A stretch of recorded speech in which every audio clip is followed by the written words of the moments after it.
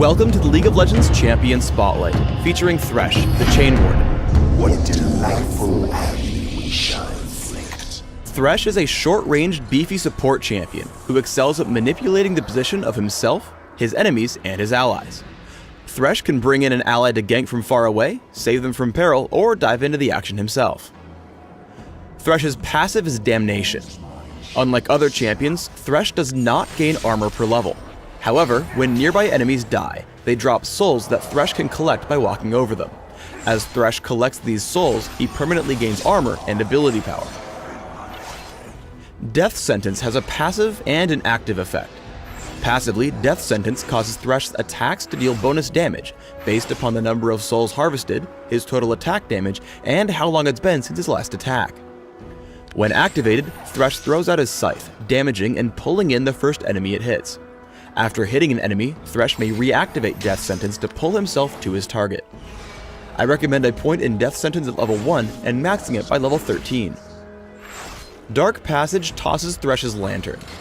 If an ally near the lantern clicks it, Tresh will pull his ally and the lantern to himself. Any allied champions who walk near the lantern are also granted a damage blocking shield for a few seconds. I recommend taking Dark Passage at level 2 and maxing it immediately.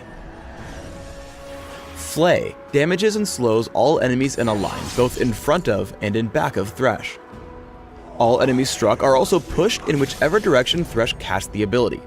Tresh can either push enemies away or pull them toward himself. I recommend placing 1 point in Flay early, but maxing it last. The Box is Thresh's ultimate. When cast, Tresh creates a prison of spectral walls around himself. Enemy champions who walk through a wall are damaged and massively slowed for a short time, but break that specific wall in the process. Let's start with Thresh's laning.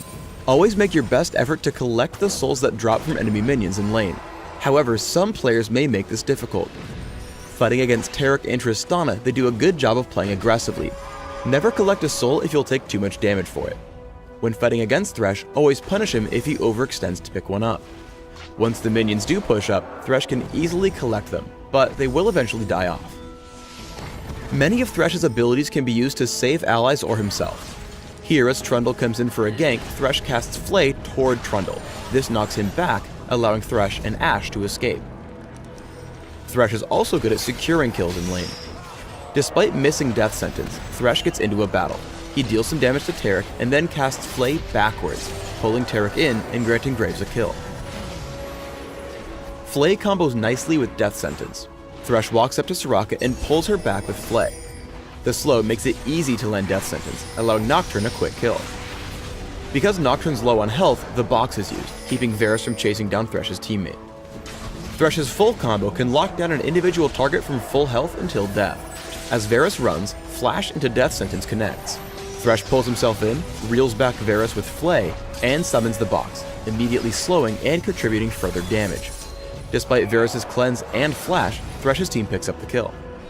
Tresh has a ton of different uses for Dark Passage. If you're ahead of your teammate on the way back to lane, toss it behind you to help him get back faster. If you have a teammate killing a neutral monster like Dragon without backup, tossing the lantern over the wall can pull him to safety when the job's done. In a teamfight, you can sit behind a wall and throw it out in the middle of your team. If someone feels threatened, they can hop over to you and to complete safety.